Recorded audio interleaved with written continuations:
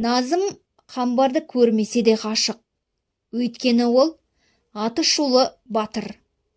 Бұл жалғыз қамбар эпосында ғана емес, Қобыланды, Алпамыс, Ер тарғындағы Ақжүніс, Қарлыға, Гүлбаршын, Қарагөз, Құртқа тәрізді арулардың бәріне тән салт. Назым теңіз бойлы ноғайлы 12 баулы өзбектердің ішінде мол дәулет, 6 ағаның ортасында бұлаңдап өскен ерке, өркөкірек паңғыз. Назым жиылған жұрттың бірін менсініп көзін салмайды. Қамбар қарамай кеткен жерде де өрмектің талқанын шығарып, жұртты тасқа бақтай қақстырады.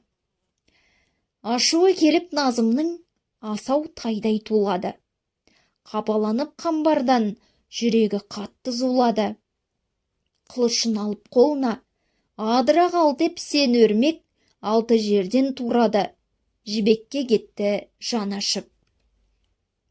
Не болды деп шырағым, жеңгелері шулады. Қаны қашып бетінің реңі құмдай қурады.